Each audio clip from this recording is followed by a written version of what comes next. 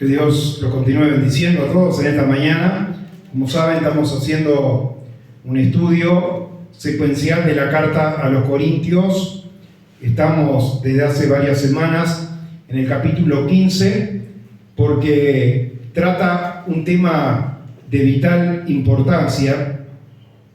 El pastor ayer daba testimonio, digo porque ayer hubieron 4 predicaciones. Subir luego y titular esas predicaciones y todo lo demás lleva varias horas, y a raíz de ese trabajo recién hoy de mañana, cuando veníamos en el viaje, pudimos meterle el título correcto a cada uno de las predicaciones y pasarlo. Entonces sé que la mayoría aún no ha tenido oportunidad de verlas, pero el pastor Renzo allí nos daba testimonio de sus inicios y cuando comienza el mover pentecostal en el departamento de Colonia, y ellos eran muy nuevos, recién nacidos en estas cosas, y dice que los visitó un hermano, que como decía el pastor Mike Medina de Estados Unidos, que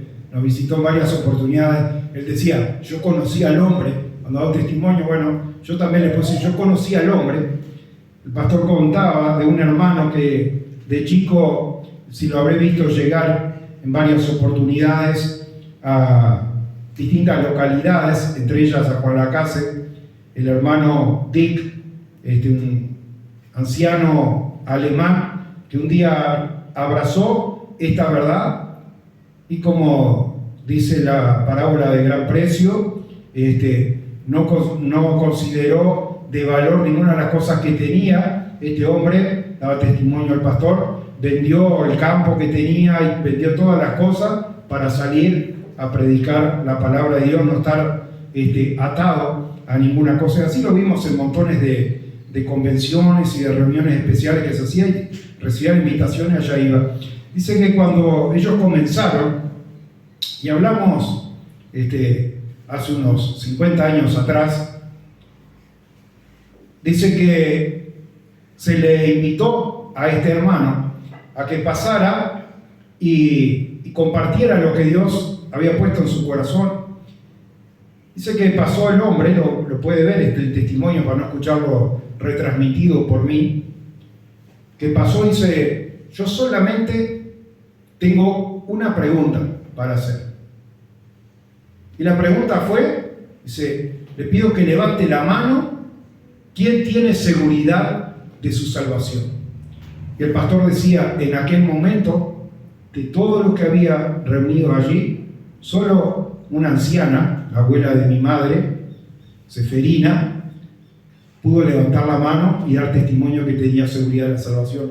¿Por qué? Porque muchas veces, hermano, el diablo es muy astuto. El diablo busca cómo engañar a las personas, muchas veces con apariencia de piedad, porque la palabra enseña, dice, el diablo se disfraza de ángel de luz para engañar, si fuese posible, a los propios escogidos. Así que el diablo es muy astuto, se ha introducido dentro de las religiones y ha puesto en sus mentes y en sus corazones, ha sembrado la mala semilla, ha sembrado la duda, enseñándole a las personas de que su salvación depende de su propia persona.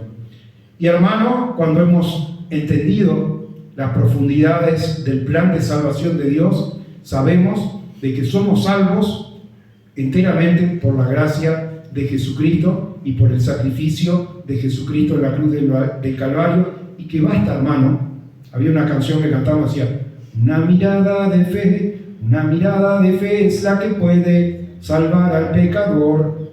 Solamente, hermano, esa mirada. No se necesita, como yo decía ayer en la iglesia Juan Lacase, un seminario, una larga carrera y ayuno. Puede hacer ayuno y hacer seminario y estudiar la palabra, todo lo que quiere, pero ¿sabe que basta que fije los ojos en Cristo y le acepte como Señor y Salvador de su vida, y Él lo transforma y lo pasa de muerte a vida. Yo daba ejemplos como de la mujer que fue sorprendida en el acto de adulterio, y Jesucristo la perdona y le dice: vete en paz, tu fe te ha salvado. La salvación de Dios, hermano, es un milagro que Él opera cuando la persona es transformada en su corazón. Este hombre del cual, este rey, el primer rey de Israel que hubo, que daba testimonio al hermano Oscar, Saúl, no tenía ninguna responsabilidad muy importante en su casa. Hijo de Cis era Saúl, al punto de que un día se perdieron unas asnas y lo mandaron a él a buscarlo. Y allá salió con su criado a buscar las asnas, y Dios tenía preparado un encuentro con el profeta Samuel. Y dice: Dios te ha elegido para que sea, imagínense, un Israel como país que no estaba unificado, cada uno hacía lo que bien le parecía, dice la palabra. Y de buena primera va a consultar por esas asnas perdidas y recibe la palabra de que Dios lo había elegido para que se convirtiese en rey de Israel. Y vaya a saber qué iba pensando Saúl en el camino. Habrá dicho: este anciano está loco, está delirando. Pero iba en el camino y venía la compañía de los profetas, alabando a Dios, ungido por el Espíritu Santo. Se cayó sobre su vida el Espíritu Santo, y Saúl, aquel hombre común del mundo, fue movido y estuvo en la compañía de aquellos profetas. Y si se creó aquel dicho en la tierra de Israel, dice: también Saúl entre los profetas. Era una cosa increíble, porque muchas veces los hombres piensan como hombres, juzgan humanamente, menosprecian a cualquier persona al momento quizás de darle la palabra, hermano. Y el Señor Jesucristo ha muerto por todo aquel que cree en su nombre, y ha venido a buscar no a justos, sino a pecadores que están arrepentidos. ¿Para qué? Como le decía, que usted me puede decir: bueno, se nos fue por la rama acá el pastor Daniel. La pregunta que este señor alemán, Dick, hizo es una pregunta que trasciende a esta vida. Los dos mensajes que escuchamos en esta mañana, el hermano Oscar, el pastor David, trajeron mensajes acerca de la intervención de Dios acá en estas cosas, en problemas, porque tampoco estamos con los pies en el cielo, estamos en la tierra y afrontamos problemas y enfermedades y adversidades y dificultades económicas y todo tipo de gigantes que se levantan en contra nuestra. Pero el apóstol Pablo venía en el capítulo 15 de Corinto llamándole la atención a su entendimiento, al entendimiento de hermanos como nosotros que se reunían en Corinto, que estaban en esa confianza. Dice: sí, si tengo un problema, el Señor me puede rescatar. Si tengo una enfermedad, el Señor me puede sanar.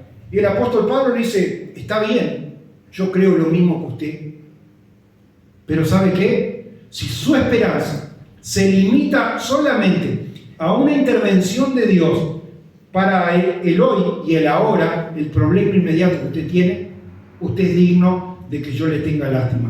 Porque Jesucristo vino a darnos vida eterna. Y esa vida eterna, ¿cómo se plasma? A través de esa resurrección. Por eso dice: para que en el nombre de Jesús se doble toda rodilla los que están en los cielos, en la tierra. ¿Y quiénes son los que están debajo de la tierra? No son los que están, si usted mira el globo terráqueo, en China. El que está enterrado bajo el suelo, porque Él es Dios de vivo y es Dios de muerto, hermano. Todos los que han dormido en el Señor, hermano, van a ser vivificados. Y el apóstol Pablo viene transmitiéndole esta verdad a la iglesia. Recuerden que la iglesia que estaba en Corinto tenía todo tipos. Si usted ve, pertenecía a Grecia, Corinto, y poco tiempo anteriormente el apóstol Pablo había estado predicando allí en Atenas, y su corazón se enardecía al ver la ciudad, dice Hechos de los Apóstoles, entregada a idolatría.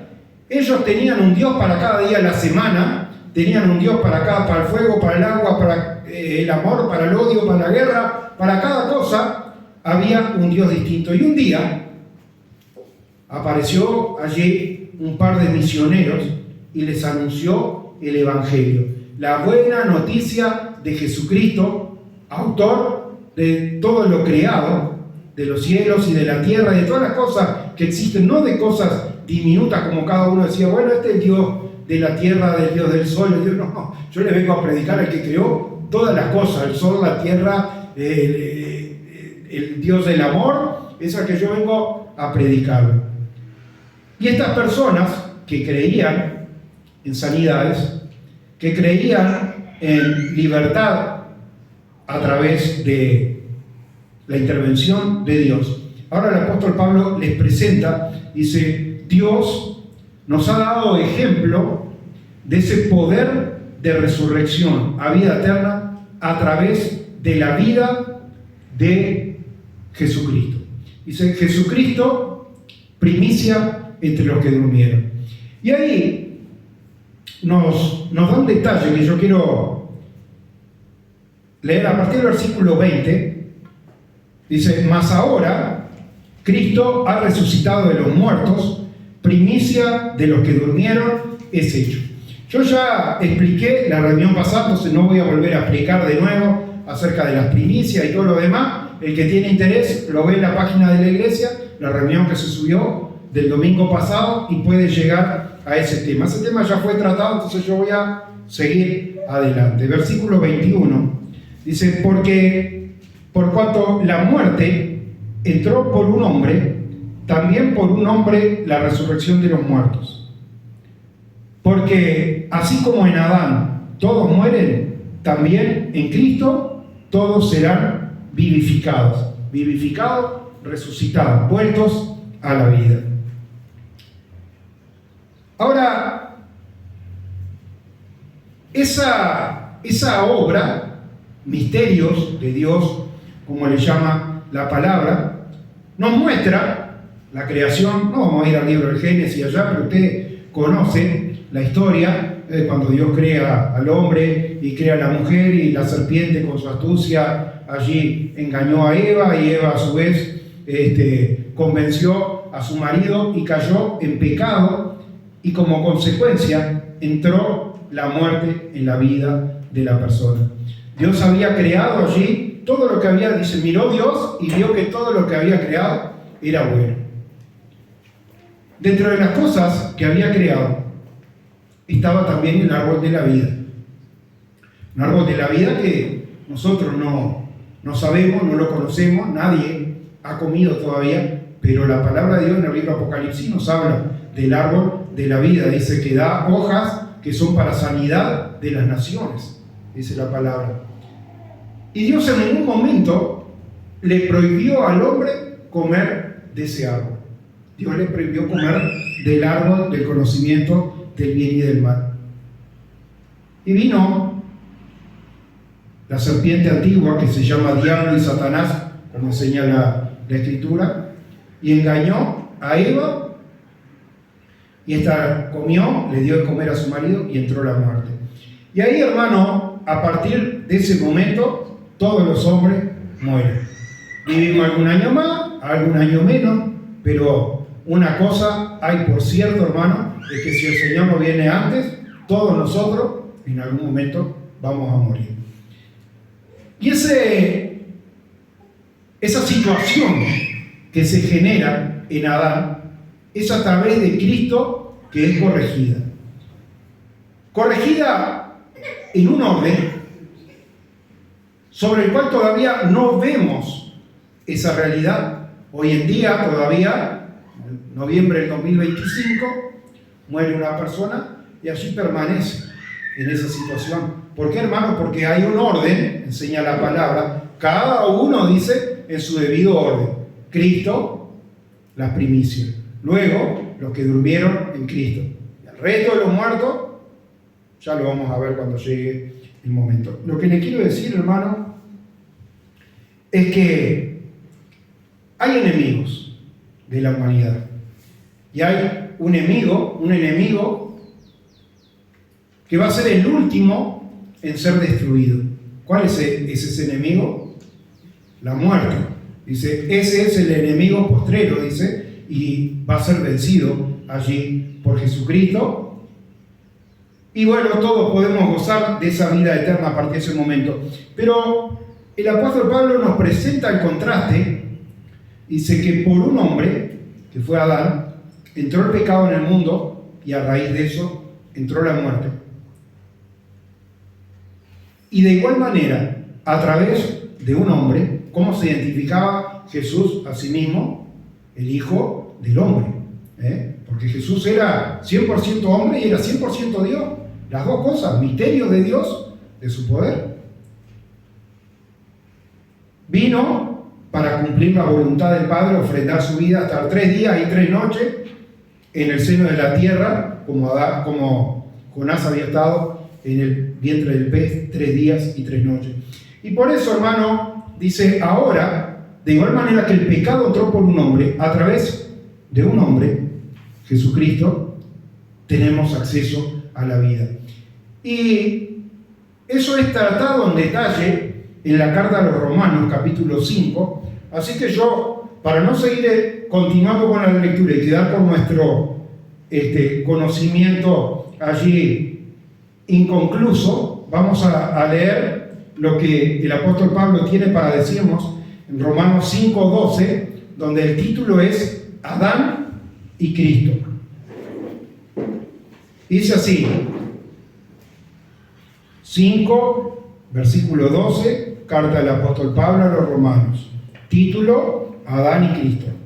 Por tanto, como el pecado entró en el mundo por un hombre, digo yo, Adán, y por el pecado la muerte, así la muerte pasó a todos los hombres por cuanto todos pecaron. Pues antes de la ley había pecado en el mundo, pero donde no hay ley no se inculpa del pecado. No obstante, sin embargo, reinó la muerte desde Adán hasta Moisés, que fue por medio de quien fue dada la ley, aún en los que no pecaron a la manera de la transgresión de Adán, el cual es figura del que había de venir. Pero el don no fue como la transgresión, porque si por la transgresión de aquel uno murieron los muchos, abundaron mucho más para los muchos la gracia y el don de Dios por la gracia de un hombre, Jesucristo. Así que el apóstol Pablo acá viene diciendo todas estas cosas, ¿cómo son accesibles a nosotros? Son manifestadas a través de la gracia. ¿Qué es la gracia, hermano? Es ese perdón inmerecido. Es esa justicia de Jesucristo implantada en nuestras vidas, clavando, dice en la cruz, el acta que nos era contraria. Todo lo que había contra nuestro, todas esas obras condenatorias, hermano, fueron clavadas en la cruz del Calvario, y en Jesús hemos sido limpiados de todo pecado. Cosas, hermano, que ya venían siendo profetizadas desde la antigüedad. La palabra de Dios dice, y en un día quitaré el pecado del mundo. ¿Cuándo fue ese día, hermano? Cuando Jesús ofreció su vida allí en la cruz del Calvario. Y con el don no sucede como en el caso de uno que pecó, porque ciertamente el juicio vino a causa de un solo pecado. Por un solo pecado entró la consecuencia, que fue la muerte, para condenación. Pero el don, esa gracia, vino a causa de muchas transgresiones para justificación. Ya no es solo el pecado o la transgresión de Adán, es la suya, es la del hermano que tiene al lado, el que tiene adelante, hermano, porque todos hemos pecado, hermano, y todos estamos destituidos de la gloria de Dios si no fuera por la intervención de Jesucristo. Por eso Él enseña, único camino al Padre, Jesucristo. Él es la puerta y Él es el camino. Y nadie, dice Jesús, puede venir al Padre si no es por medio de Él. Así que si alguien trata a través de obras de justicia, de obras de caridad o de cualquier otra cosa ganar la salvación, está equivocado. Si la salvación fuera posible ganarla, como dijo Lutero, si se tratara de obras, dice, yo ya habría alcanzado la justificación, pero lamentablemente no es, lamentablemente o afortunadamente, no es a través de nuestras obras, hermanos, sino a través de esa gracia, de esa gracia infinita de Dios, una gracia inagotable, hermano, una gracia que está activa y que un día también va a cesar, porque va a llegar el momento, como recuerdan la historia de Noé y del arca. Allí, por 100 años, Noé fue el primer pregonero de justicia, dice la palabra. Fue el primer predicador. La puerta está abierta. Vengan, está loco este hombre, mirá lo que está haciendo. Pero cuando llegó el diluvio, Dios mismo cerró la puerta. Y Él es el que abre la puerta y es el que cierra la puerta. Hoy la puerta está abierta y la invitación está abierta. Pero cuando venga el Señor, hermano, ya la gracia se va a acabar, la profecía se va a acabar, la fe se va a acabar. Permanece solamente el amor, dice el apóstol Pablo, enseña acerca de esto, ¿sí? Versículo 18. Así que como por la transgresión de uno vino la condenación de todos los hombres, Adán, reitero, de la misma manera, por la justicia de uno, Jesucristo, vino para todos hombres la justificación de vida. Porque así como por la desobediencia de un hombre los muchos fueron constituidos pecadores, así también por la obediencia de uno los muchos serán constituidos justos. Pero la ley se introdujo para que el pecado abundase, mas cuando el pecado abundó, sobreabundó la gracia. Yo he dado como ejemplo gráfico de cómo opera la ley, ya que hay personas todavía hoy engañadas que creen que pueden, a través de la obediencia a la ley, constituirse en justos. Y yo les digo, es como cuando uno tiene, no sé, tiene una gripe, está con temperatura alta y se pone el termómetro bajo el brazo. Por más que se deje el termómetro ahí, creo que son unos 40 segundos, que hay que dejárselo, un minuto. Se deja el termómetro ahí, por más que usted se deje el termómetro abajo del brazo, no va a poder mejorar la condición de su cuerpo, porque el termómetro lo único que le hace es mostrarle que hay algo que no está funcionando bien, que está mal su temperatura corporal. Igual que la ley, hermano, solamente nos muestra el pecado, pero no puede hacernos justos. La justicia, hermano, es la justicia de Jesucristo que Él implanta en nuestras vidas.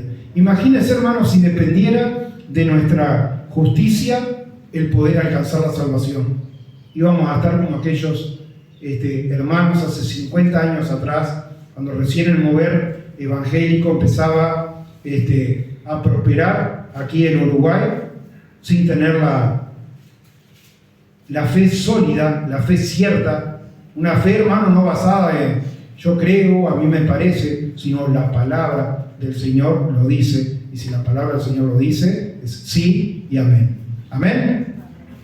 Así que yo no quiero extenderme demasiado, ya tuvimos 3 predicaciones con la mía.